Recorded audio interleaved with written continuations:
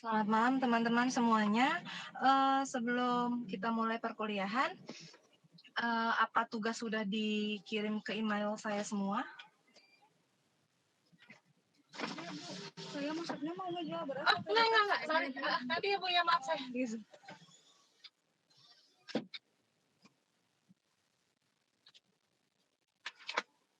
Rajin,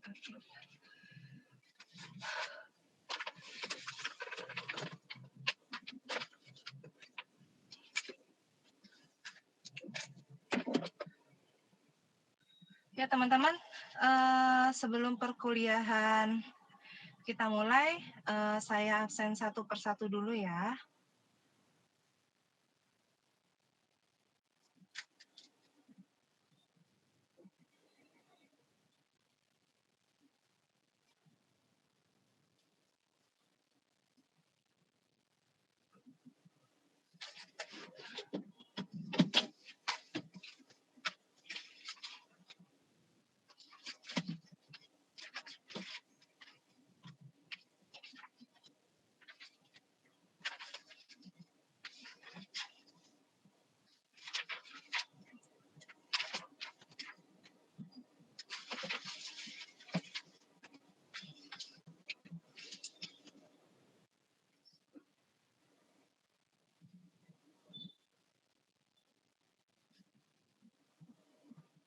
Yang saya panggil boleh ini ya, menyebutkan kehadirannya.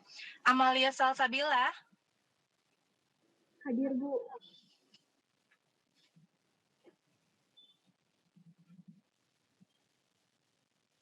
Tesalonika. Hadir, Ibu. Audi. Hadir, Bu.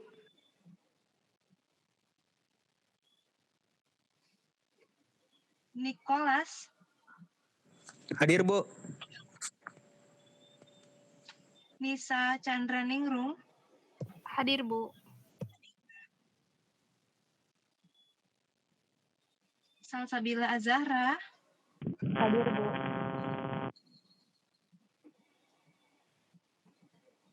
Aldrich. Hadir, Bu. Aulia Nur Najmila.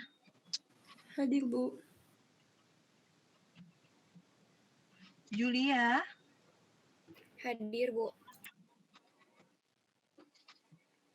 Anissa Fitri. Anissa Fitri. Nanti kalau belum masuk, kalau memang berhalangan hadir, kabarin saya ya. Kalau udah masuk ke... Hadir, Bu, Anissa. Baik, sudah hadir ya? Iya, Bu, Anissa hadir. Ya, baik. Talia Agatha. Hadir, Bu. Astrid Diana. Hadir, Bu.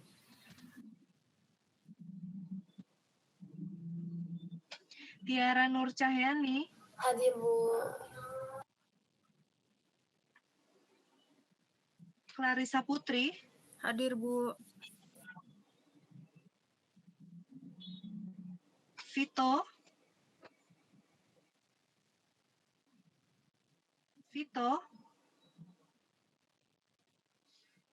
Vito belum hadir ya? Haidar Marwan. Hadir, Bu.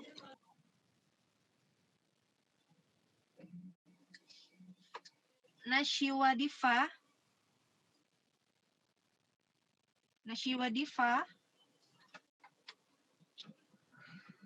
Nashiwa.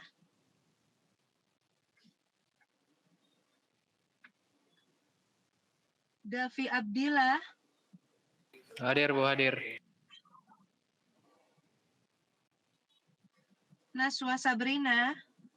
Hadir, Bu. Nashiwa Sabrina. Oke, Felicia Pradita. Hadir, Bu. Nabila Atika. Hadir, Bu. Eva Faiza.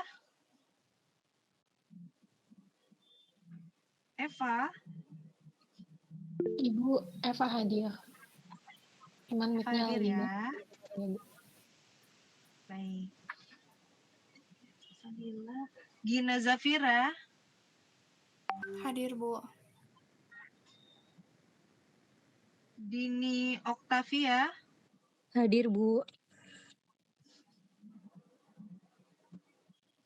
M. Dava. Ada, Bu. Hadir ya. Iya, ada. Putri Farida. Hadir, Bu. Alsya Sabrina. Hadir, Bu.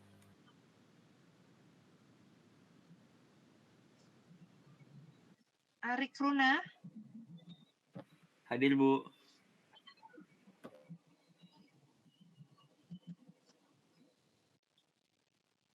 Muhammad Dava Aditya. Hadir, Bu.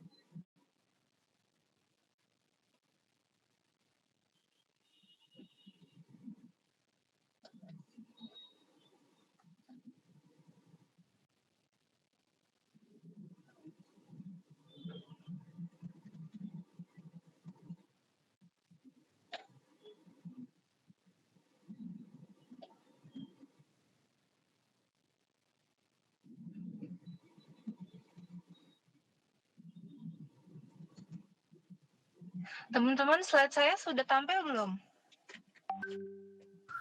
Sudah, Bu, tapi agak kecil, Bu. Kenapa? Agak kecil, Bu. Agak kecil. Baik, saya kirim aja ya untuk... Oh, PDF-nya sudah saya kirim kan ya? Sudah, Bu. Sudah, Bu. Ya. Baik, kalau gitu kita manual aja ya pakai PDF yang ini ya, yang tadi saya kirim.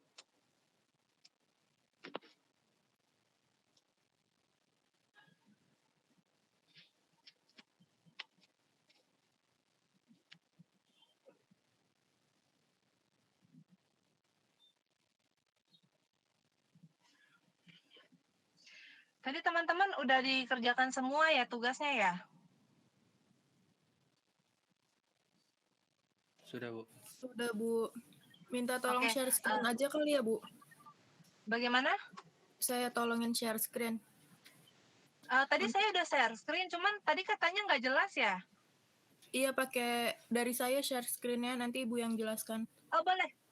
Boleh dibantu ya? Oke, Bu. Terima kasih, Mbak.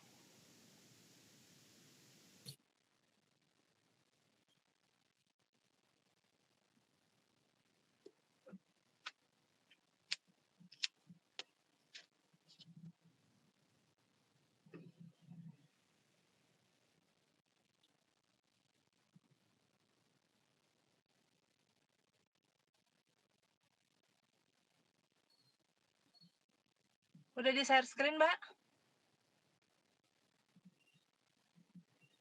Halo? Udah ya?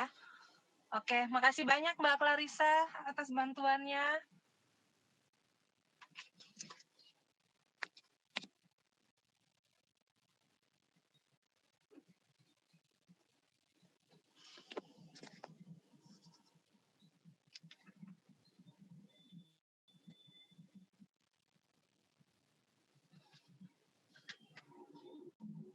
Mbak Clarissa, ini gambarnya di saya belum keluar, Mbak.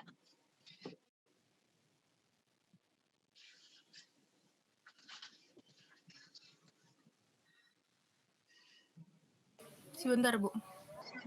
Baik.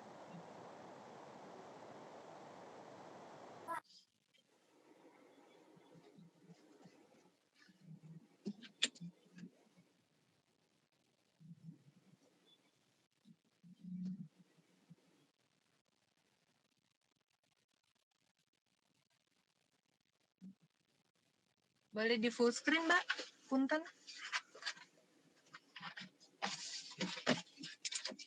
Ibu kalau di full screen kayak tadi Bu, nggak kelihatan gitu. Oh, baik. Ya udah, nggak apa-apa.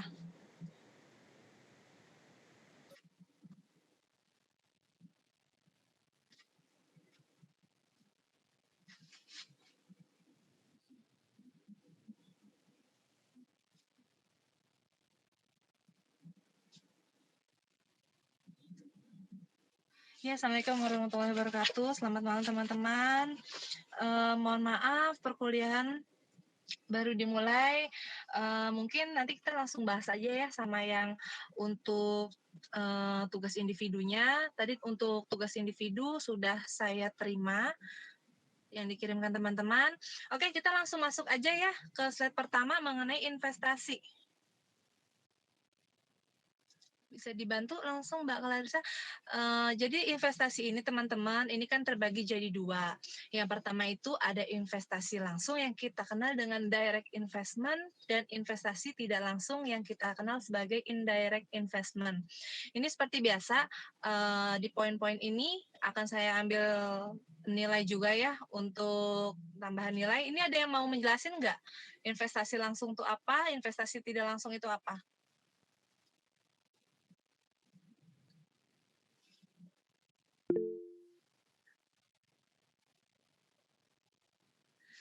Mbak Felicia Pradita, sebentar ya, saya catat dulu. Felicia Pradita, silakan Mbak.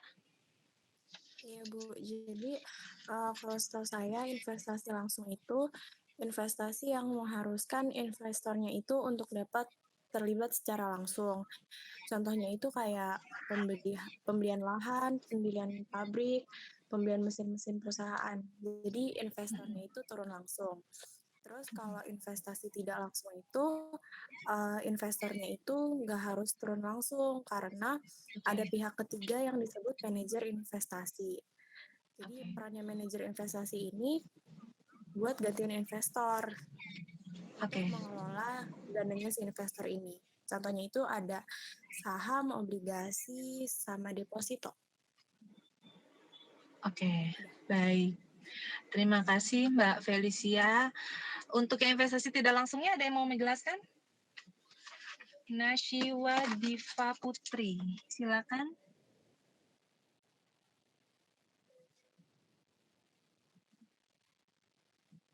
Silakan Mbak Nashiwa.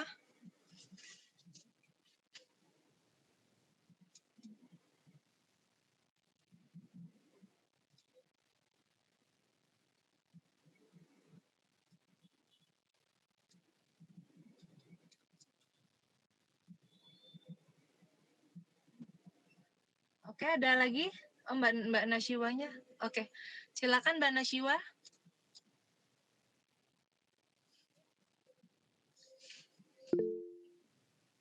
Oh iya, boleh diketik aja Mbak.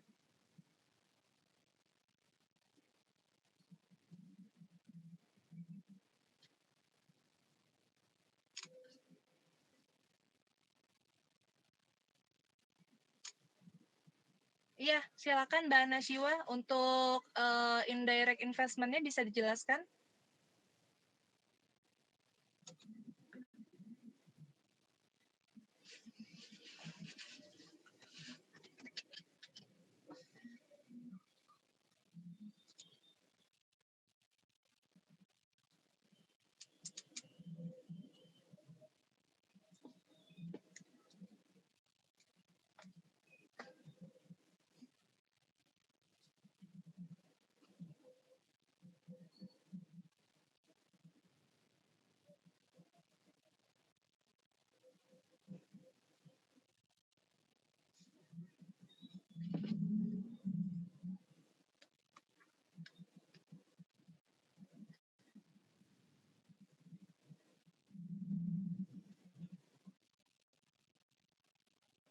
Oke. Mbak Nashiwa nggak apa-apa, nanti jawabannya diketik aja, itu sinyalnya nggak bermasalah ya. Mungkin Mbak Nashiwa ketik, nggak apa-apa, nanti saya ambil nilainya untuk penambahan poin sambil saya jelasin aja ya. Jadi memang, dalam jenis berharga jangka panjang itu, kita ada 2 model investasi. Yang pertama investasi langsung yang kita sebut dengan direct investasi, investment, dan, investasi tidak langsung yang kita sebut dengan indirect investment. Nah, jadi perbedaannya, kalau investasi langsung itu biasanya si penanam modal atau sepemilik modal itu secara langsung mengelola sendiri modalnya, di mana keuntungan dan kerugiannya pun ditanggung oleh sendiri. Jadi karena memang itu dilakukan sendiri secara otomatis, dalam investasi tersebut tidak ada yang bergabung, maka kalau ada keuntungan banyak pun untuk mereka sendiri, dan jika ada kerugian pun ditanggung oleh mereka sendiri. Nah, sedangkan untuk investasi tidak langsung itu, jadi si penanam modal pada perusahaan itu sudah berdiri dengan cara menggabungkan investasinya, modalnya ke perusahaan lain untuk mendapatkan keuntungan. Jadi ini biasanya oke, terima kasih Mbak Nasyiwa. Jadi investasi tidak langsung itu misalkan ada suatu perusahaan sudah berdiri, nah jadi ada suatu investor ingin menanamkan modalnya ke perusahaan tersebut sehingga mereka menjadi ikut serta dalam penanaman modal di suatu perusahaan. Nah, tapi segala keuntungan dan kerugiannya itu dibagi 2. Jadi apabila ada keuntungan itu dibagi 2 antara investasi satu dan investasi pemilik yang kedua. Apabila ada kerugian pun itu biasanya ditanggung bersama. Seperti itu. Untuk saat ini ada yang ditanyakan nggak teman-teman? Atau bisa saya lanjut? Bisa dilanjut, Bu. Baik, Mbak Clarissa punten.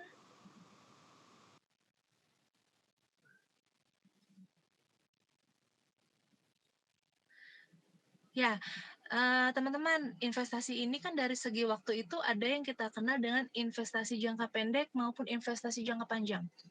Dari teman-teman ada yang mau ngejelasin nggak?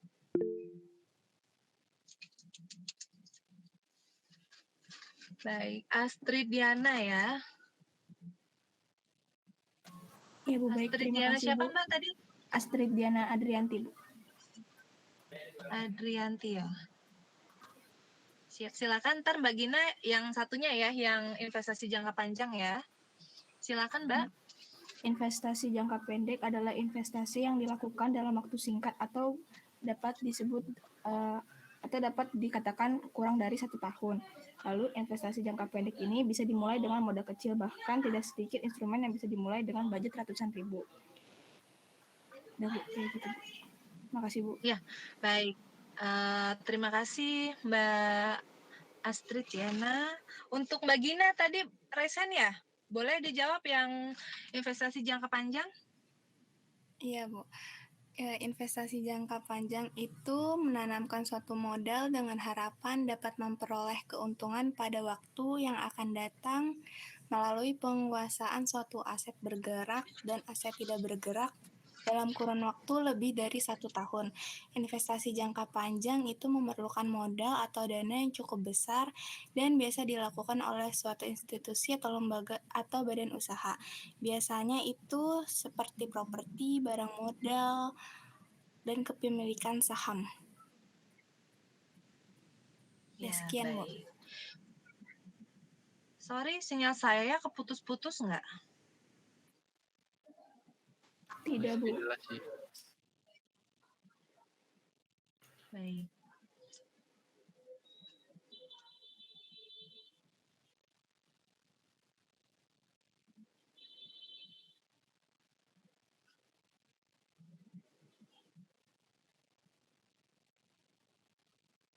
Ya, jadi teman-teman memang di sini untuk kurun waktu investasi itu ada yang kita pahami nanti jangka waktu pendek dan jangka panjang.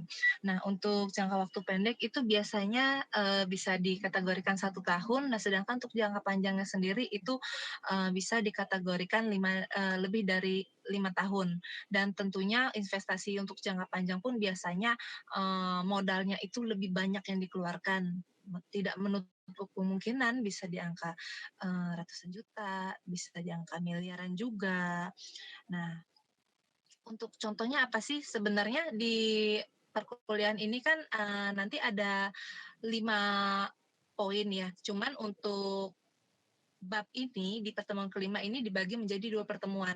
Nanti untuk detailnya untuk investasi jangka panjang itu kan kita juga ada bahas mengenai obligasi juga sama saham ya. Salah satu contoh investasi jangka panjang.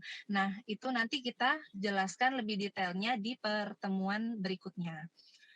Nah, untuk investasi jangka pendek itu contohnya apa sih? Bisa contohnya reksadana, terus bisa contohnya deposito.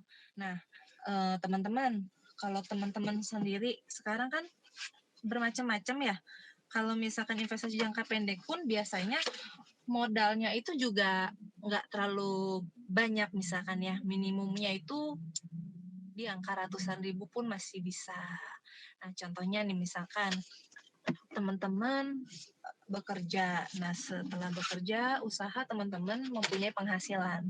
Di mana penghasilan itu kan apabila teman-teman hanya saving dalam bank, saving menjadi tabungan, itu kan secara tidak langsung pada akhirnya akan habis.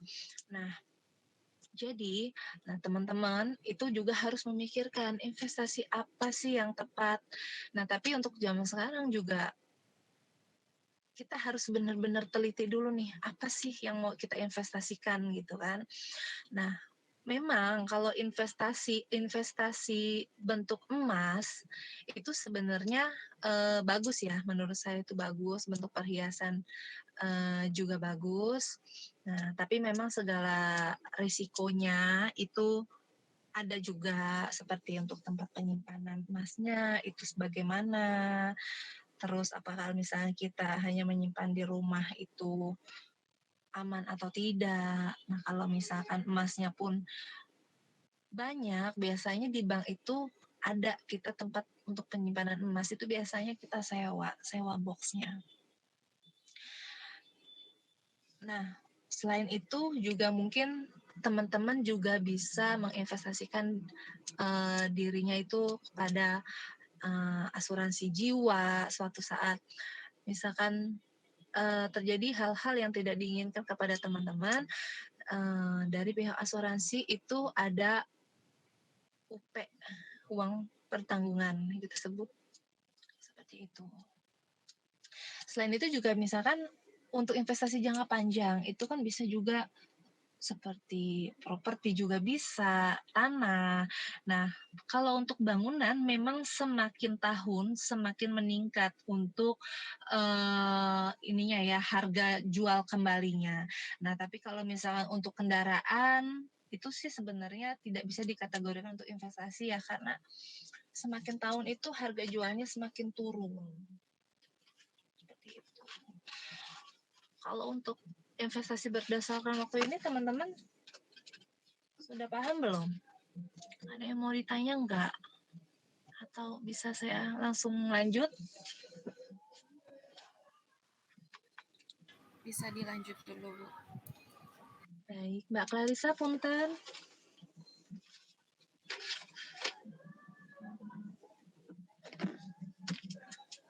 Oke, kita masuk ke tujuan investasi. Untuk tujuan investasi ini bermacam-macam ya teman-teman ya. Ini saya kutip dari Mujiono di tahun 2012. Investasi itu untuk memperoleh pendapatan yang tetap di setiap periode. Nah, misalkan investasi apa nanti suku bunganya ada. Jadi itu termasuk juga nanti ke pemasukan kita. Nah, pendapatan seperti periode seperti bunga, royalti, dividen, uang sewa. Jadi kalau misalkan nanti teman-teman itu punya rumah atau properti yang misalkan tidak digunakan itu bisa juga disewakan ya teman-teman. Jadi memang supaya ada pemasukan juga daripada properti tersebut hanya dikosongkan seperti itu. Untuk membentuk suatu dana khusus, misalnya dana untuk kepentingan ekspansi dan kepentingan sosial. Untuk mengontrol dan mengendalikan perusahaan lain melalui pemilik sebagian ekuitas perusahaan tersebut, untuk menjamin sedianya bahan baku dan mendapatkan pasar untuk produk yang dihasilkan. untuk mengurangi persaingan di antara perusahaan-perusahaan yang sejenis dan untuk menjaga hubungan antar perusahaan. Nah, kenapa sih hubungan antar perusahaan itu kaitan juga sama investasi?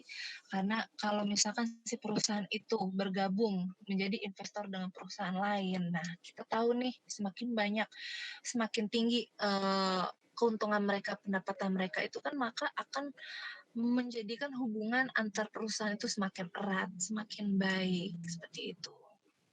Makanya sebisa mungkin di mana si pemilik perusahaan itu untuk menjaganya itu dengan cara mempertahankan investasinya, jangan sampai justru hanya menyebabkan kerugian-kerugian yang menyebabkan renggangnya suatu hubungan antar perusahaan.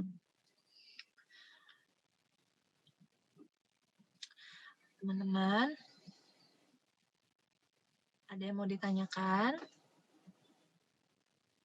Atau bisa saya lanjut?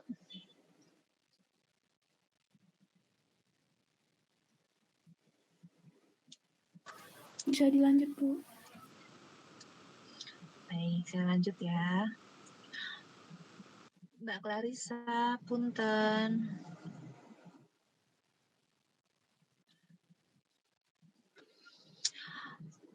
Konsep risk and return, resiko dan return yang diharapkan, pengembalian yang diharapkan. Jadi menurut Sukamulya, itu pengembalian return dan resiko menjadi dua faktor penting yang harus dipertimbangkan dalam berinvestasi. Nah, para investor tentunya mengharapkan jenis investasi mempunyai tingkat pengembalian tinggi dengan tingkat resiko rendah. Nah, biasanya kan juga kita sudah tahu ya dengan istilah high risk, high profit. Jadi di mana resiko itu semakin tinggi, maka semakin tinggi pula profit yang kita akan dapatkan.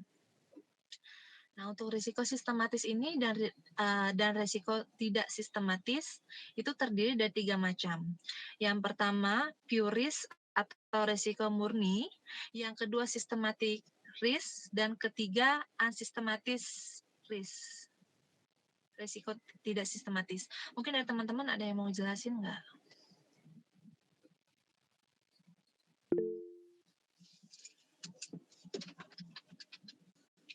Mbak Aulia, Najmila, Mbak Aulia yang nomor 1, Mbak Dini nomor 2 ya. Jelasin satu aja ya, Bu. Apa semua? Iya, boleh. 1 aja, Mbak. Oh iya.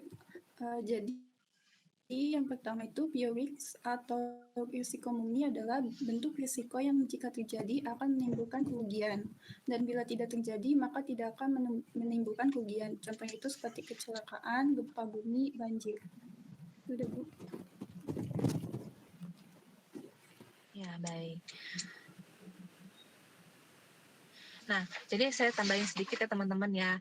Nah, untuk pure risk itu kan biasanya memang apa ya, mungkin yang tadi sudah benar ya yang dijelaskan dengan Mbak Aulia, memang itu berkaitan dengan risiko murni.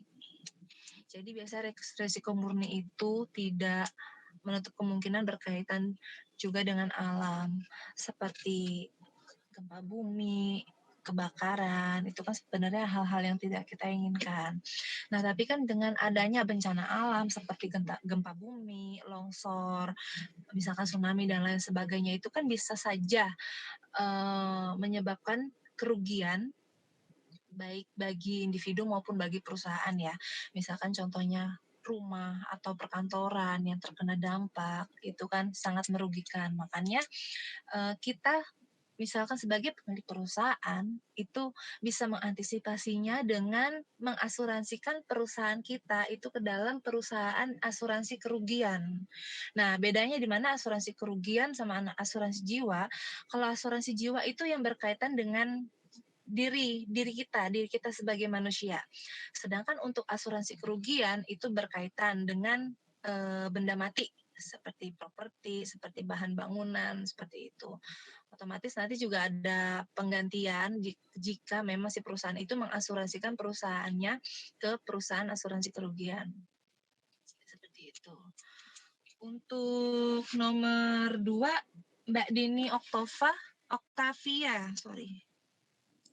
Iya, Bu. Silakan, Mbak. Yang kedua itu systematic risk atau undiversible risk itu adalah risiko yang berkaitan dengan perubahan yang terjadi di pasar secara keseluruhan. Nah, ini itu dipengaruhi oleh kondisi perekonomian, keamanan, politik, dan sebagainya. Itu, Bu. Iya. Oke, betul. Jadi memang risiko sistematis itu gimana ya? Jadi semua aset dalam perekonomian itu bersifat secara keseluruhan. Jadi misalkan contoh dari risiko ini itu adanya tingkat bunga yang semakin tinggi, terus inflasi juga, pertukaran mata uang asing, terus risiko country, risiko dari negara, misalkan terjadi peperangan, itu kan bisa berdampak juga ya. Selain itu, resiko politik. Nah, resiko politik itu juga sangat berdampak, itu resiko politik itu bermacam-macam ya. Siapa ini Mas Arik? Udah absen. Dan resiko pasar, resiko harga itu juga sangat mempengaruhi. Jadi kalau harganya juga semakin tinggi, itu kan sangat berdampak juga ya. Jadi bisa juga menyebabkan penjualannya nanti semakin rendah. Untuk nomor 3-nya ada yang mau ngejelasin nggak teman-teman? Resiko bisnis unsystematic risk. Boleh A dan B-nya juga sekalian.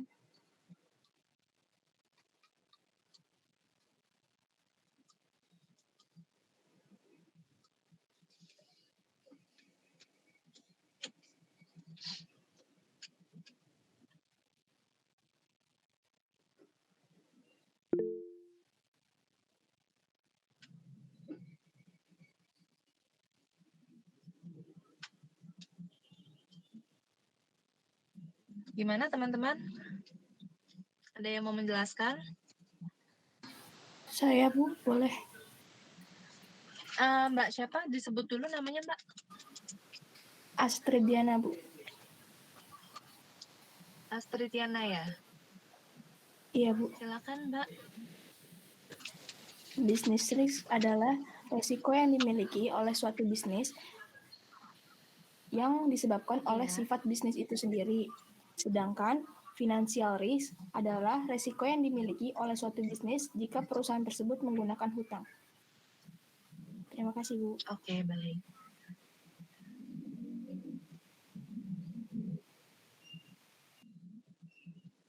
Ya, jadi memang resiko untuk unsystematic risk itu, resiko tidak sistematis itu memang nanti terbagi menjadi dua ya. Yang pertama adalah resiko bisnis, yang kedua adalah di resiko keuangan.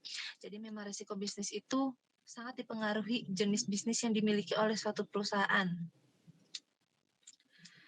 Jadi misalkan ada perusahaan minyak yang mengalami resiko pada perusahaannya itu sangat berpengaruh juga nanti terhadap masyarakat. Itu bisa juga harga jualnya nanti semakin tinggi atau juga nanti hasil produksi minyaknya menjadi langka. Itu sangat berpengaruh juga. Untuk resiko keuangan itu sendiri biasanya jadi pertimbangan nih nanti untuk para investor berkaitan dengan kondisi perusahaan. Jadi nanti kalau misalkan kondisi perusahaan itu dinilai para investor itu tidak bagus atau tidak layak, maka investor itu mungkin akan berpikir ulang sebelum memutuskan mereka akan menginvestasikan dananya pada perusahaan tersebut atau tidak, atau meninjau ulang kembali keuangan perusahaan tersebut.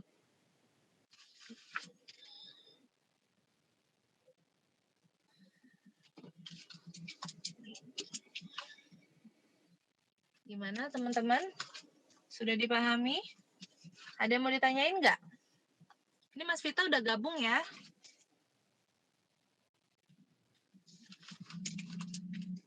Ada yang mau ditanyain atau bisa saya lanjut?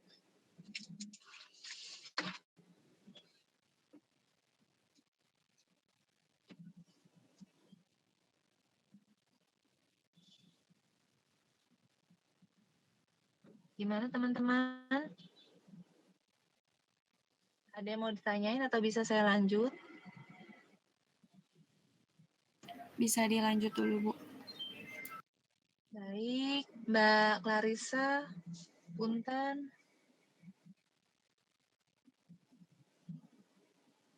Kita masuk ke return yang diharapkan. Jadi menurut Sukamulya di tahun 2021, dalam berinvestasi, para investor dapat melakukan prediksi terhadap kondisi suatu perusahaan. Nah, caranya dengan menghitung expected return. Untuk memutuskan untuk melakukan investasi atau tidak nantinya.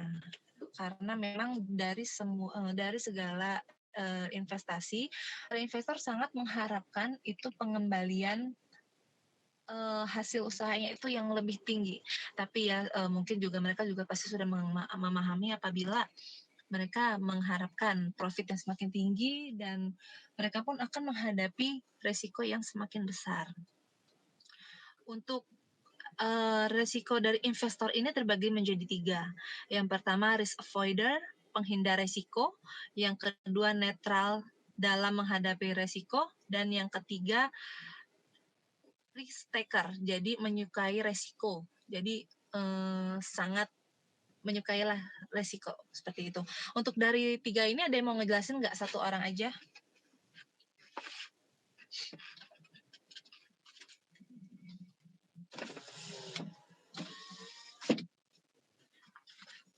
Gimana teman-teman? Ada yang mau menjelaskan?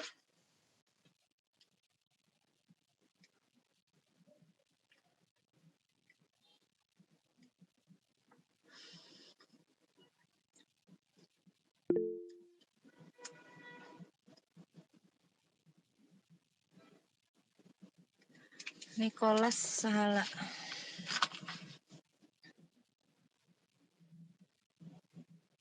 Sebentar, Mas. Sebentar ya. Ya, nanti langsung ketiganya aja. Ya, silakan.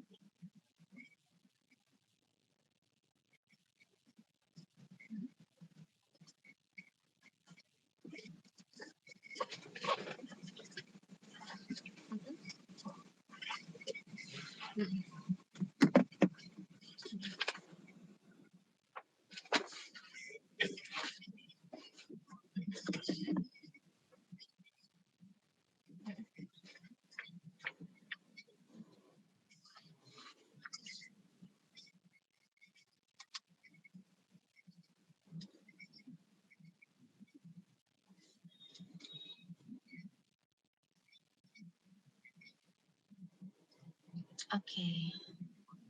Iya.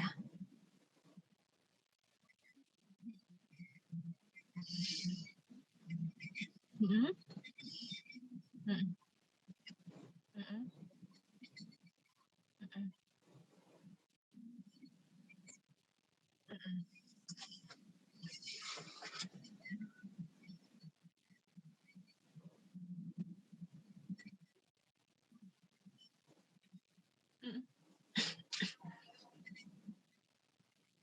Mm-mm. Mm-mm.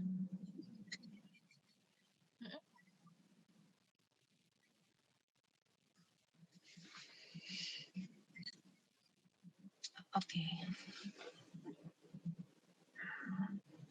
Ya, benar ya teman-teman ya. Jadi memang untuk resiko itu kan kita terbagi jadi 3. Nah, misalkan dalam suatu usaha nih, misalkan ada tipe si penghindar resiko. Jadi dia ini lebih mending mendapatkan yang standar, tapi resikonya itu tidak terlalu tinggi bagi dia. Seperti itu. Nah, untuk yang netral terhadap resiko, mungkin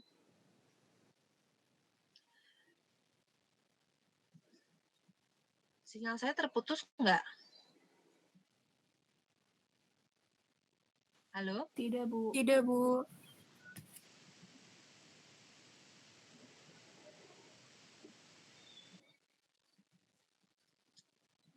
Ya, jadi mungkin untuk yang netral terhadap resiko, misalkan nanti saya jadikan satu contoh aja.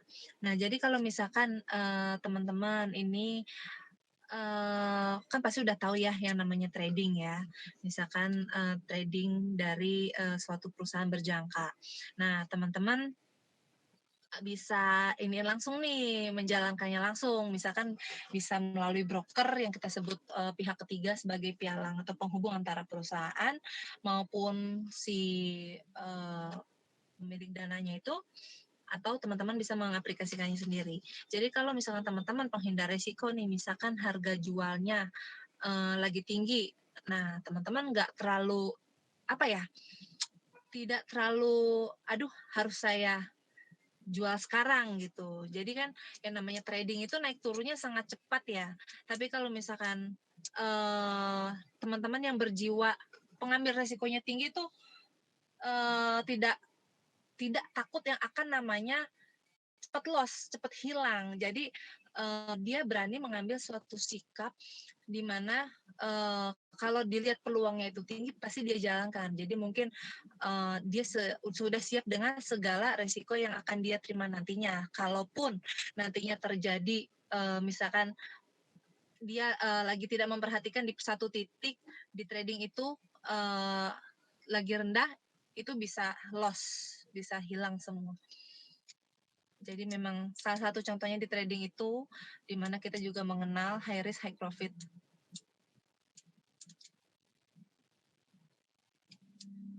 Gimana teman-teman? Ini tadi ada yang keluar ya? Oh, udah, oke. Ada yang mau ditanya nggak? Atau bisa dilanjut?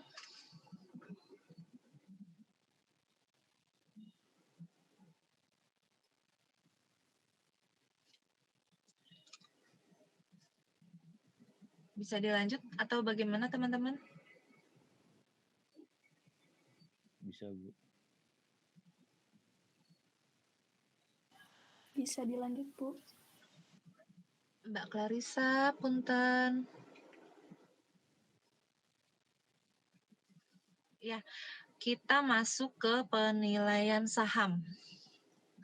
Jadi masih menurut Sukamulya, konsep nilai waktu uang dapat diterapkan untuk menilai obligasi dan juga untuk menilai saham. Baik obligasi ataupun saham mempunyai 3 nilai atau harga, yaitu nilai nominal, nilai pasar, dan nilai intrinsik. Teman-teman ada mau jelasin nggak? Garis besarnya aja dari ketiga ini.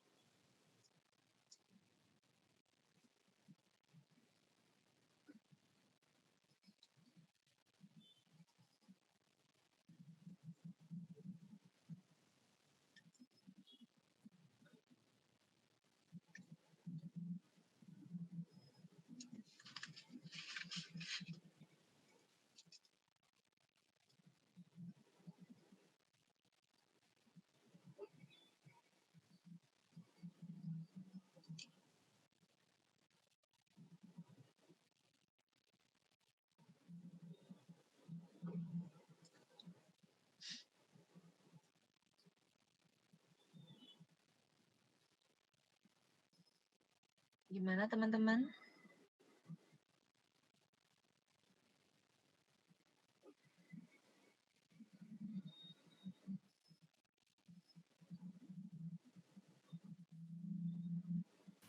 Salah satunya ya, Bu. Apa gimana, Bu? Boleh tiga-tiganya. Langsung tiga-tiga aja Mbak Astrid. Mbak Astrid mau jawab? Saya mau, Bu. Mbak, Ya, Bu. siapa Kalau Mbak Clarissa ya? Bu. Iya, Bu. Oke, Mbak Clarissa silakan. Oke, Bu. Clarissa Putri. Oke. Nilai nominal itu nilai pokok dari suatu obligasi yang akan diterima oleh pemegang obligasi pada saat obligasi tersebut jatuh tempo. Terus kalau nilai pasar itu nilai yang menggambarkan besaran nilai aset atau surat berharga pada suatu perusahaan. Terus kalau nilai intrinsik itu nilai yang ada di dalam sesuatu yang dapat berdiri sendiri.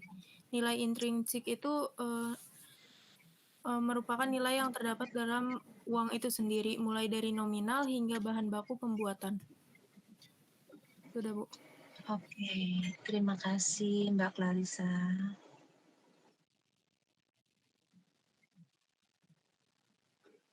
Ya, jadi saya garis besarkan ya, untuk nilai nominal itu dalam penilaian saham. Jadi kalau untuk nilai nominal itu biasanya nilai yang sejak awal ini sudah ditetapkan. Misalkan nominalnya berapa sih? Nah, di situ sudah ditetapkan, misalkan nominalnya di 500.000 atau di 1 juta rupiah. Nah, perbedaannya dengan nilai pasar, jadi nilai pasar ini tergantung dari kekuatan dan permintaan pasar itu sendiri. Jadi itu bisa berubah-berubah yang terjadi pada saat transaksi. Nah, yang bisa kita lihat juga kan harga di pasar itu kan bisa naik, bahan-bahan pokoknya itu bisa turun juga. Nah, itu jadi harga di nilai pasar itu tergantung kondisi perekonomian ini bisa berubah, bisa semakin tinggi, bisa pula tidak menutup kemungkinan akan semakin rendah. Nah, untuk nilai intrinsik ini adalah seluruh aspek yang mempengaruhi bisnis suatu perusahaan. Jadi yang nantinya seluruh laba yang dihasilkan oleh aset perusahaan kemudian menilai sekarangnya menggunakan faktor-faktor diskon tertentu. Jadi memang nilai intrinsik itu berbeda dengan nilai pasar ya. Kalau nilai intrinsik itu nilai secara keseluruhan dari aspek perusahaan itu sendiri. Gimana teman-teman? Ada yang mau ditanya nggak?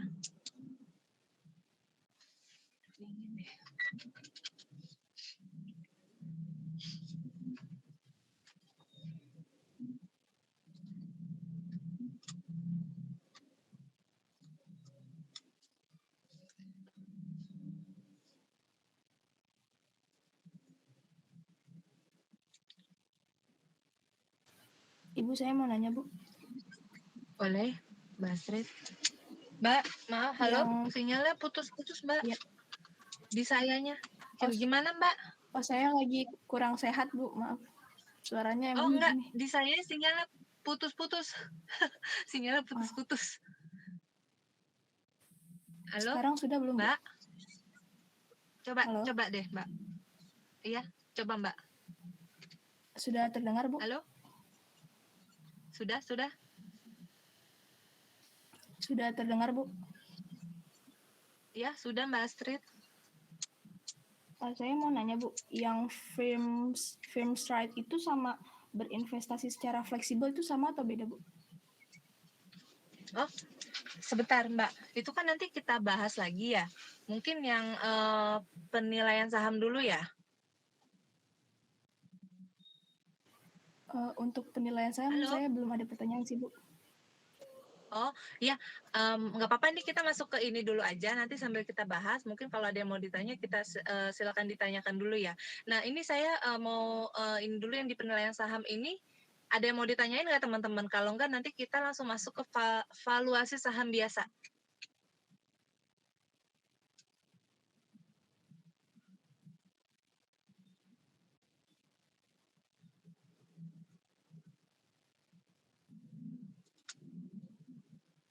Halo?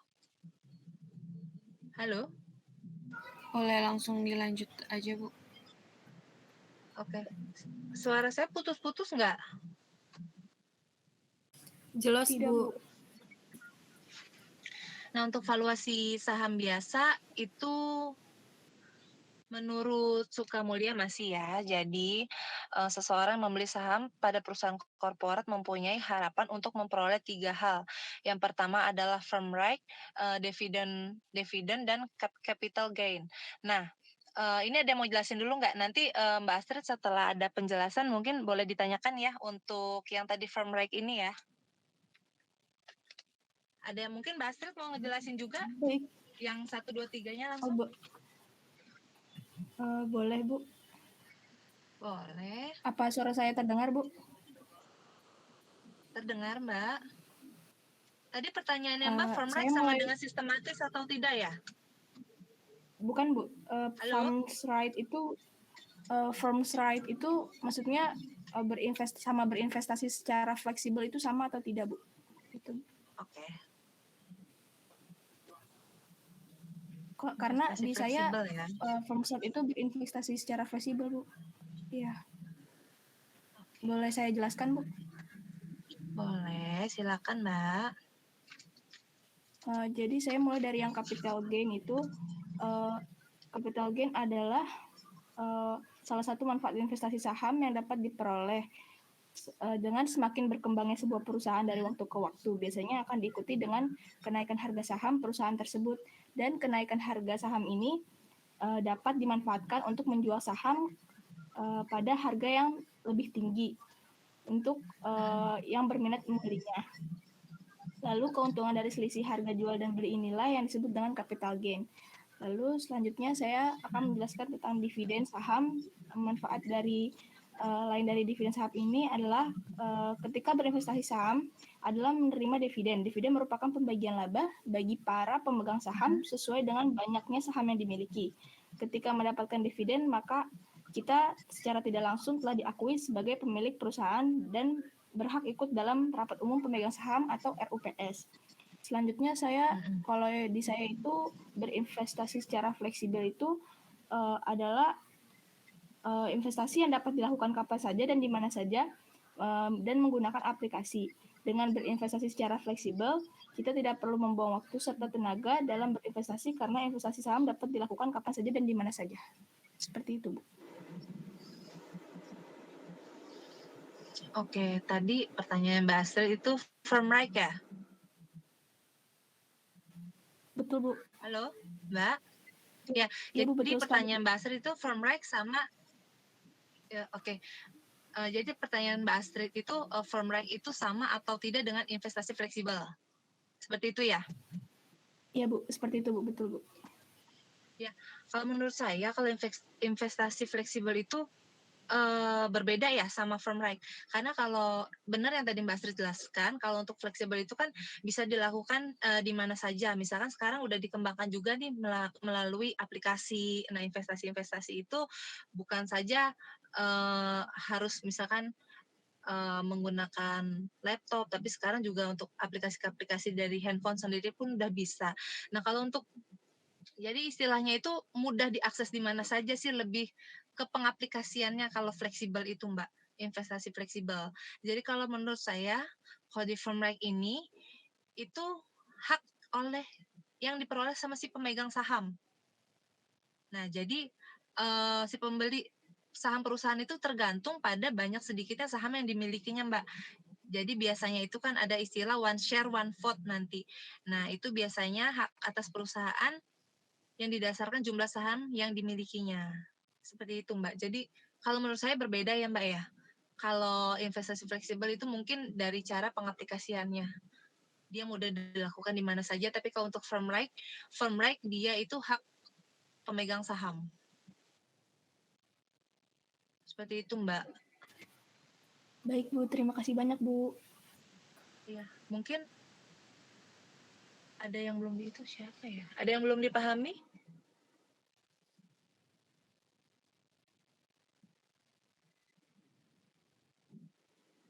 Gimana Mbak Astrid?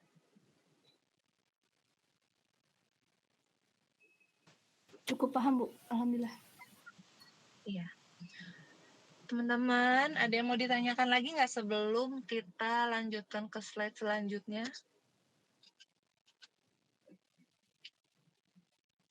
Ibu, saya mau nanya, Bu. Iya. Halo, Mbak? Iya. Terkait yang barusan dibahas, Bu, yang firm strike itu kan tadi katanya hak yang diperoleh si pemegang saham ya, Bu. Nah, hak-hak yang diperolehnya itu hak yang kayak gimana ya, Bu? Hak seperti apa yang dimiliki oleh si para pemegang saham ini? Oke.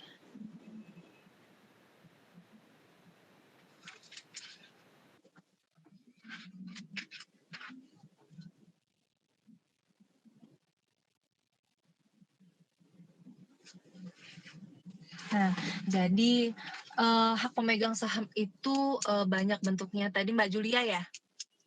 Kayak misalkan nanti hak untuk pembagian laba atau menerima sisa kekayaan hasil likuidasi. Nah, terus juga si pemegang saham itu mereka mempunyai hak-hak untuk menyetarakan suaranya pada rapat umum pemilik saham RUPS. Nah, selain itu kan biasanya nanti si para pemegang saham itu juga memiliki hak-hak yang sesuai dengan aturan undang-undang. Nah, nanti biasanya itu dalam suatu perusahaan kan membangun suatu perusahaan itu akan adanya didasarkan pada landasan undang-undang. Landasan hukum lah yang istilah kita sebut. Nah, seperti itu. Jadi mungkin nanti dari istilahnya gini, dari mulai jabatannya, nah investornya, besar dana yang dimasukkan para investor itu ke perusahaan, tentu kan akan mempengaruhi bagi hasil mereka antar investor itu. Nah, itu jadi memang para pemegang saham itu punya hak-hak itu. Salah satunya seperti itu, Mbak. Gimana Mbak Julia? Dipahami? Iya Bu, udah dapat dipahami. Terima kasih Bu atas jawabannya. Iya, baik. Karena memang biasanya setiap tahun ya, para pemegang saham itu nanti akan mengadakan rapat umum pemilik saham. Jadi biasanya di situ mungkin hak-hak, kenapa sih mereka sebut hak? Karena kan secara otomatis dalam rapat itu nanti para pemilik perusahaan itu untuk membuat perusahaan maju ke depannya itu mereka mempunyai masukan-masukan atau ide-ide yang nanti akan disampaikan pada rapat umum pemilik saham itu. Jadi mereka mempunyai hak-hak untuk menyampaikan pendapat mereka dalam rapat umum pemilik saham. Seperti itu. Untuk yang valuasi saham biasa sudah dipahami atau ada yang mau ditanyakan lagi?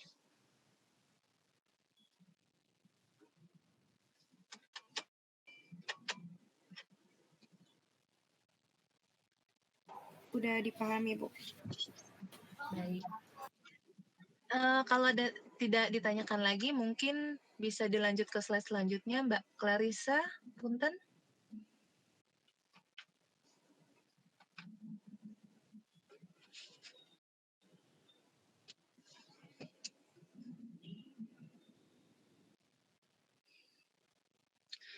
Ya, jadi kita masuk ke valuasi relatif atau relative valuation atau multiples.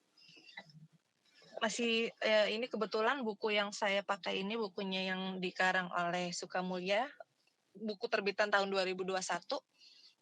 Valuasi relatif merupakan valuasi untuk menentukan nilai suatu aset yang diestimasikan dengan membandingkan harga pasar aset yang mirip dengan aset yang dapat dibandingkan. Jadi memang dasar pemikirannya valuasi relatif itu tidak mungkin mengestimasi nilai intrinsik sebuah aset atau secara keseluruhan, di mana nilai sebuah aset tergantung pada berapapun pasar bersedia untuk membayar berdasarkan atas karakteristiknya. Nah, untuk valuasi relatif itu bukan terbagi menjadi dua, memiliki masing-masing keunggulan dan kelemahan. Mungkin ada teman yang mau bantu menjelaskan?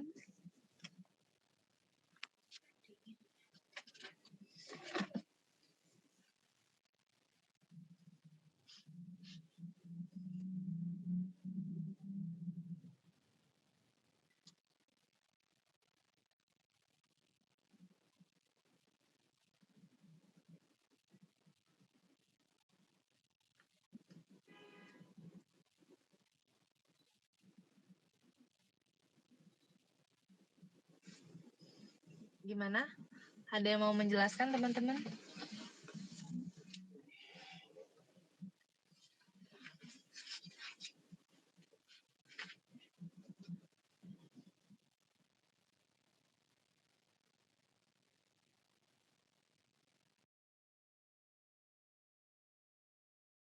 Toh keunggulannya itu, nah misalkan si manajer investasi dinilai, kinerja manajer investasi dinilai berdasarkan pada perbandingan relatif dengan pasar, sehingga valuasi relatif lebih sesuai karena sesuai dengan kebutuhan.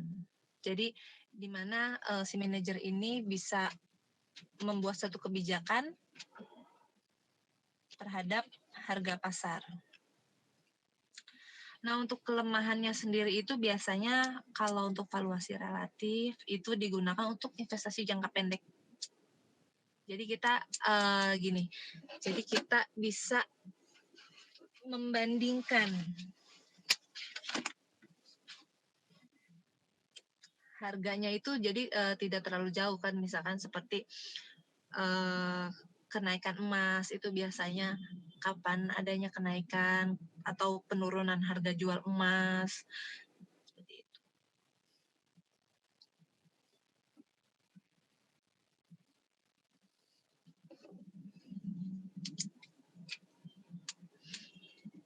Ya biasanya kan kalau kita investasi jangka pendek itu juga bisa dari emas ya yang tadi kita sudah bahas, karena mungkin modal yang kita keluarkan juga misalnya tidak terlalu besar, bisa ratusan ribu, tapi kan secara otomatis kita bisa nilai dulu nih harga di pasar emas saat kita beli ini sedang naik atau sedang turun.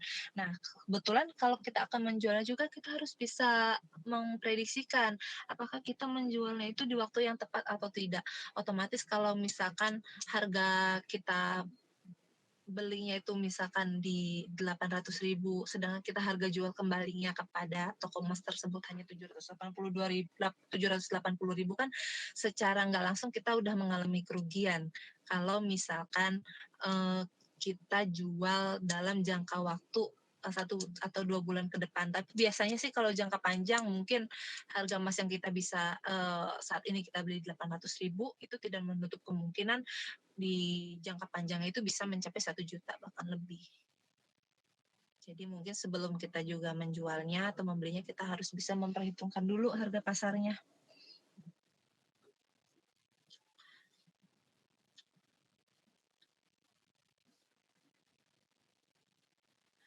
Ya gimana teman-teman? Ada yang mau ditanyain nggak?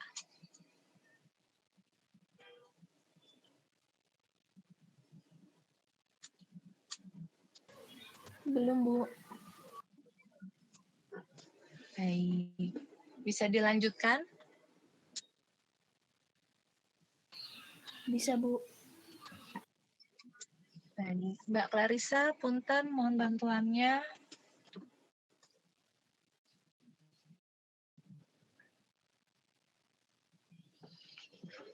Untuk valuasi contingent claim atau option valuation.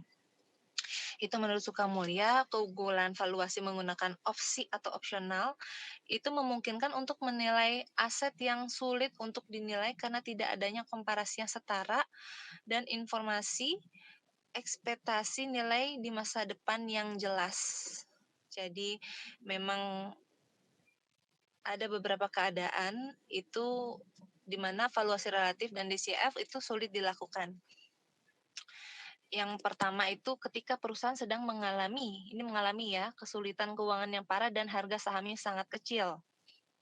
Yang kedua adalah perusahaan bioteknologi yang tidak mempunyai pendapatan dan keuntungan. Selanjutnya adalah valuasi dengan opsi dapat melihat inti dari nilai perusahaan. Makin banyak variasi produk, makin tinggi resiko, tetapi di saat yang bersamaan dapat meningkatkan nilai perusahaan. Ya, jadi memang ini bisa juga termasuk kalau misalkan yang nomor 2 ini ya. Jadi semakin kita membuat variasi produk, jadi berbagai macam kompetitor yang bersaing, itu kita menciptakan suatu produk baru untuk menyaingi produk yang sudah ada. Nah, itu kita misalkan menciptakannya dengan berbagai macam variasi yang lebih unik. Nah, tapi secara otomatis tingkat resikonya pun lebih tinggi. Kenapa sih lebih tinggi? Karena biasanya itu kan tidak menutup kemungkinan orang itu akan menggunakan produk yang sudah dikenal. Nah, tapi si perusahaan ini berani nih dia membuat banyak variasi produk untuk menghadapi kompetitor yang sejenis dengan menciptakan keunikan-keunikan yang berbeda dari produk yang sudah ada. Tapi kalau misalkan di saat bersamaan itu berhasil, itu sangat meningkatkan nilai perusahaan.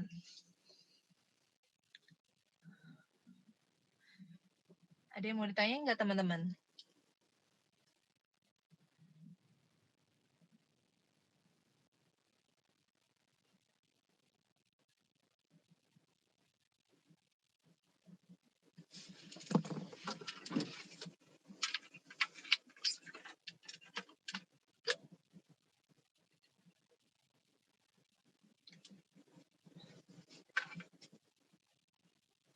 Gimana teman-teman? Ada yang mau ditanyakan? Belum, Bu. Bisa dilanjutkan? Baik. Mbak Clarissa, mohon bantuannya, Mbak.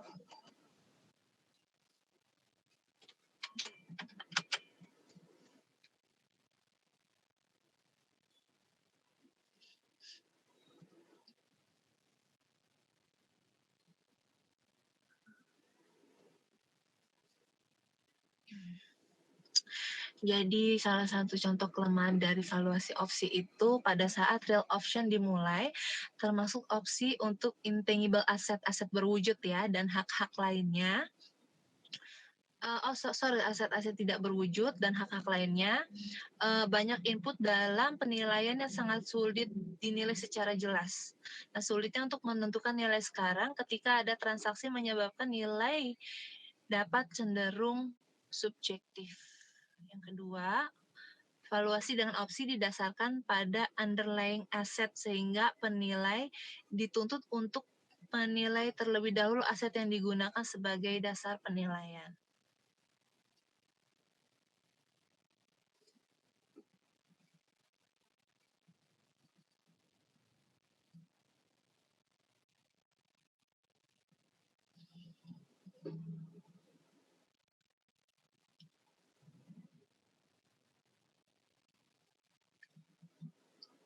Ada yang mau ditanyain nggak teman-teman?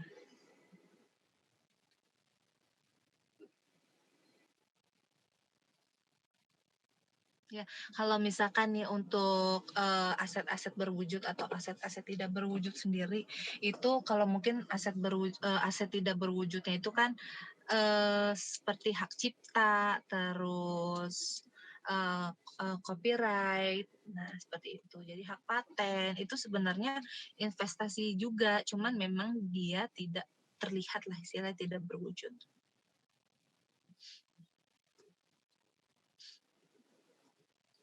Nah, sedangkan untuk aset berwujudnya sendiri itu kan kita bisa lihat ya, seperti uang, emas, surat berharga, terus properti, tanah, peralatan. Nah, itu yang disebut aset berwujudnya, contoh aset berwujudnya. Gimana teman-teman? Ada yang mau ditanyakan?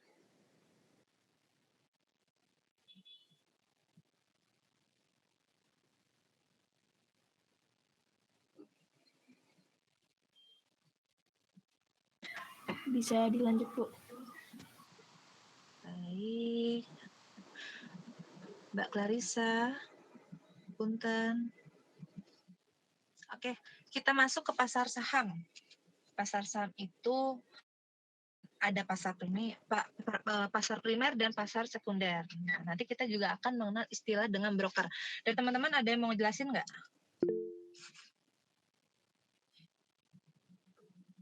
Saya Bu boleh. Dafa. Baik, sebentar saya catat dulu ya, Mas. Dafa. Silakan, Mas. Jelasin yang mana Bu? Semua. Iya, boleh langsung aja. Jadi pasar Halo? primer, iya. Jadi pasar primer itu pasar tempat transaksi saham. Jadi bukan transaksi, jadi orang beli saham itu di pasar primer. Kalau misalkan pasar sekunder itu dia bisa beli, tapi dia bisa jual juga, Bu. Jadi kalau pasar primer kan beli aja. Kalau pasar sekunder jual beli. Jadi bedanya itu, mereka bedanya kalau harga sahamnya, perubahan harga sahamnya beda. Kalau pasar primer itu cenderung stabil, tapi kalau misalkan sekunder itu berubah-ubah gitu, Bu. Iya. Oke, untuk yang brokernya, Mas? Kalau broker itu kalau nggak salah ini tuh, perantaranya gitu. Pialang. Iya, betul. Pialang. Kalau di perusahaan trading itu kita sebutnya pialang atau broker. Jadi dia perantara yang ngubungin pedagang satu sama yang lain. Jadi kayak apa ya? Iya, betul. Penghubung. Iya, penghubung gitu dah. Iya, tapi memang kalau untuk broker itu sendiri istilahnya gini Mas, tergantung sih nanti dari investasinya apa ya. Yang tadi mungkin saya sedikit jelaskan, kalau misalkan trading nih, kita sebagai pemilik dana nih, kita nggak mau apa ya istilahnya ya, mengoperasikannya secara langsung, itu kita bisa menggunakan si pialangnya itu sendiri untuk mengelolanya. Itu bisa. Tapi biasanya itu nanti ada ininya juga, ada perjanjiannya juga antara pialang sama si pemilik dananya itu.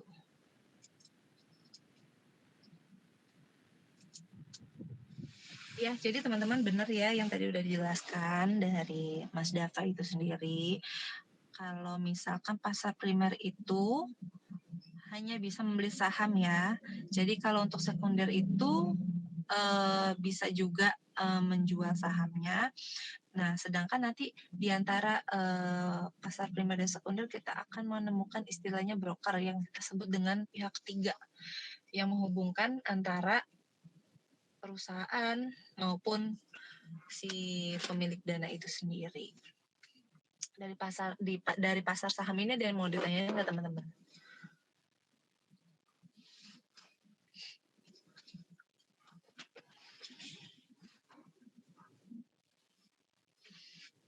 Gimana teman-teman? Mungkin nanti kalau nggak ada yang tanyain, saya mau masuk ke tugas individu aja, kita bahas singkat aja. Soalnya saya mau ngambil nilai sebentar. Gimana? Ada yang mau ditanyain nggak dari materi ini?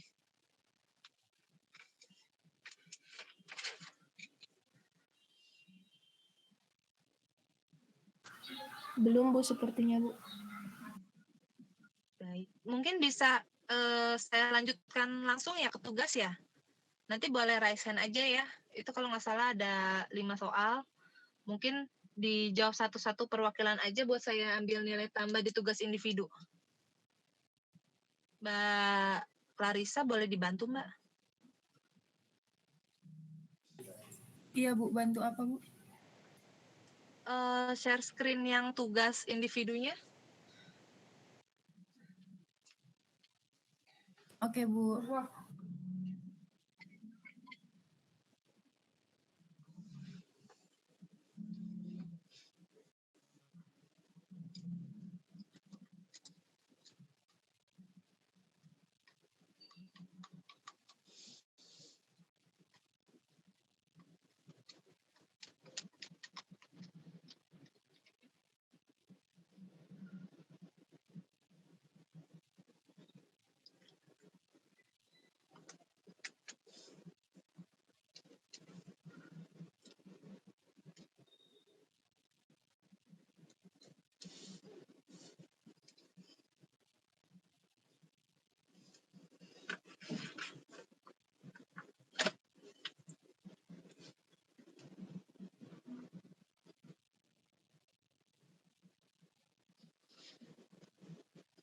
Ya, untuk ini soal ada nomor 1 sampai dengan 5 ya.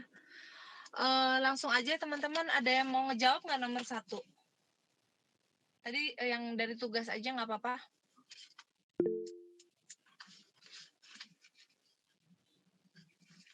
Elsia Sabrina. Ibu ini tiga-tiganya dijawab atau salah satu aja Bu? Langsung 3 aja Mbak. Jadi satu orang satu jawaban ya? Iya. Satu orang satu nomor, sorry. Tadi Elsia Sabrina ya? Iya Bu. Oke, silakan Mbak Elsa. Iya, jadi yang pertama itu sebutkan 3 macam risiko serta berikut penjelasannya. Yang pertama itu menurut Sukamulya, yang pertama itu ada pure risk atau risiko murni. Adalah sesuatu yang dapat berakibat merugikan atau tidak terjadi apa-apa dan tidak mungkin menguntungkan. Contohnya, seorang pedagang sembako rumahan harus mengalami kerugian karena toko dan rumahnya ditenggelamkan lumpur lapindo yang kini menjadi bencana nasional. Yang kedua itu ada systematic risk, yaitu faktor risiko yang mempengaruhi pasar secara keseluruhan. Jadi pergerakan saham tertentu akan dipengaruhi oleh pergerakan bursa saham secara keseluruhan. Contoh dari sistematik risk ini diantaranya adalah perubahan tingkat suku bunga, perubahan regulasi, perubahan kondisi perekonomian, dan lainnya. Terus yang ketiga itu ada specific risk, yaitu risiko bahwa tertentu yang terjadi pada perusahaan atau industrinya yang kemudian mempengaruhi harga saham perusahaan tersebut. Jadi ketika membeli saham suatu perusahaan, tentunya mengharapkan imbal hasil yang bagus atas investasi tersebut. Namun kinerja perusahaan sendiri bisa bagus, bisa juga jelek, disebabkan oleh faktor-faktor spesifik tertentu. Contohnya itu kayak strategi pemasaran, keputusan manajemen untuk menambah utang, pesaing menurunkan harga, keputusan pricing, limit produk, dan lain-lainnya. Iya, betul. Jadi memang regulasi peraturan pemerintahan itu kalau misalkan berubah juga sangat berpengaruh ya nantinya. Oke, terima kasih Mbak Elsia. Bisa dilangsungkan nomor 2. Ada yang mau menjawab? Saya lagi boleh, Bu? Boleh, Mas. Nama lengkapnya siapa, Mas? Muhammad Dava Darmawan. Oke, soalnya Dava ada 2 ya.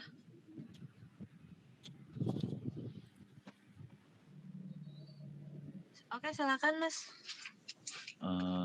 Nomor itu kan sebutkan dan berikan penjelasan 3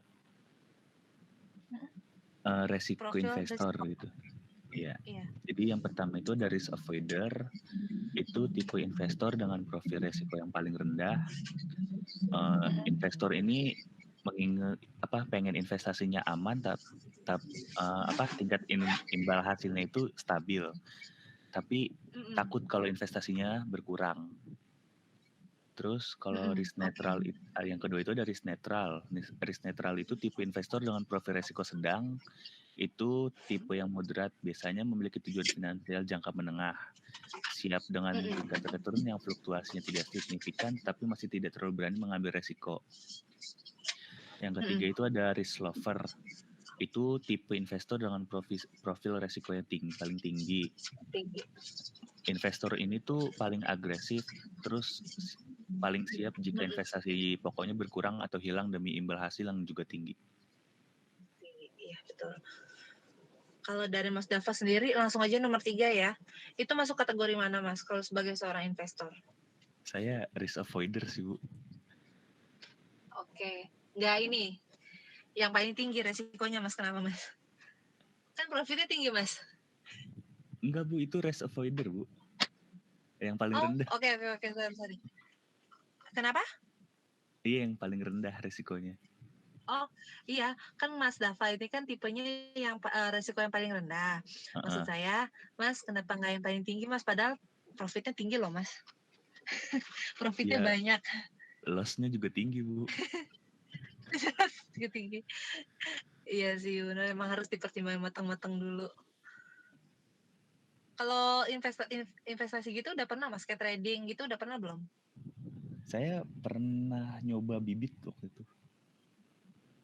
Pakai bibit, iya. Pernah. Reksadana ya? Oke. Masih sekarang bibitnya? Enggak, Bu. Belum lagi. Tapi kedepannya tertarik lagi untuk bibit? Iya, pengen saya. Mau lagi nanti.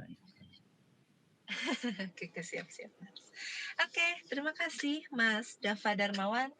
Mungkin untuk nomor 4, ada yang mau menjawab nggak? Boleh tunjuk tangan?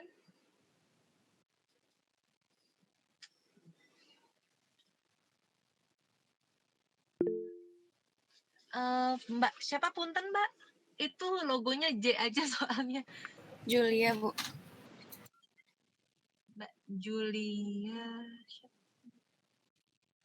Julia Astri ya? Iya, Bu, Julia Astriani. Oke, silakan Mbak Julia Astri. Ya, Bu. Jadi yang nomor 4 itu apa saja 3 hal harapan seseorang yang membeli saham perusahaan korporat. Jadi yang pertama itu ada capital gain. Jadi capital gain ini selisih ketika kita di harga saat kita beli dan harga saat kita jual. Terus ada dividen. Dividen ini pembagian keuntungan yang diberikan oleh perusahaan kepada para pemegang sahamnya berdasarkan dari RUPS. Terus juga ada saham bonus. Saham bonus itu biasanya dibagiin secara cuma-cuma kepada para pemegang saham, tapi sesuai dengan proporsi kepemilikan sahamnya. Terus saham bonus itu juga dibagikan diambil dari agio saham. Terus juga tadi sebelumnya itu ada firm strike. Jadi firm strike itu hak-hak yang diperoleh atau dimiliki oleh para pemegang saham. Udah, Bu. Oke. Baik, terima kasih Mbak Julia. Untuk nomor 5 ada yang mau menjawab? Dengan Mbak Tiara, Iya, Bu. Cahyani, Iya. dan Mbak Astrid Tiana, nggak apa-apa. Mbak, sebentar, Tiara Nur Cahyani ya. Silakan Mbak. Oke. Jadi pada penilaian saham 3 nilai atau harga, salah satunya adalah nilai pasar. Berikan penjelasan apa yang saudara ketahui tentang nilai pasar. Nilai pasar adalah harga pasar yang mengacu pada harga kesepakatan antara pembeli dan penjual. Dengan kata lain, nilai pasar adalah harga yang sudah disetujui untuk diperdagangkan di pasar terbuka.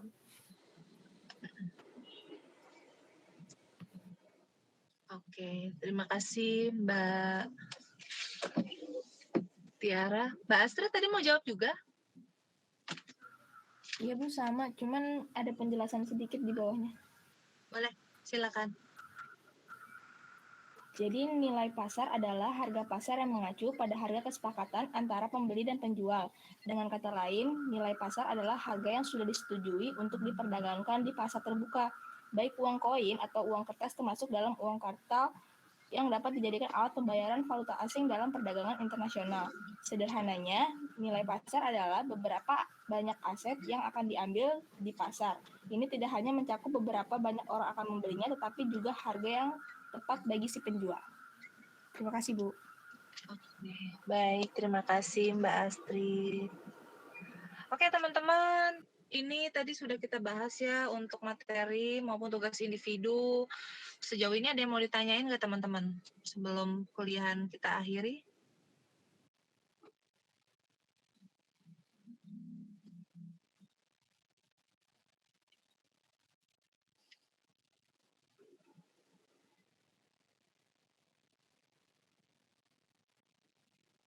Sudah cukup, Bu, sepertinya. Ya, baik. Ya, teman-teman, mohon maaf ya untuk jadwal sementara waktu saya ubah. Nah, terima kasih juga teman-teman udah seperti biasa mengumpulkan tugasnya dengan baik, dengan tepat waktu. Jadi on time, saya senang sekali. Terima kasih juga mungkin atas pengertian dari teman-teman. Kalau misalkan memang nanti ada yang mau ditanyakan, mungkin bisa WA langsung ke saya. Kalau untuk saat ini tidak ada yang ingin ditanyakan lagi, mungkin perkuliahan hari ini bisa saya akhiri ya. Kurang lebihnya pemaparan materi, penyampaian materi dari saya mohon maaf teman-teman. Jika sudah bisa kita akhiri, mungkin saya akhiri perkuliahan malam hari ini. Billahi taufiq wal hidayah. Wassalamualaikum warahmatullahi wabarakatuh. Waalaikumsalam. Terima kasih, Bu. Terima kasih, Bu. Terima kasih teman-teman. Selamat malam.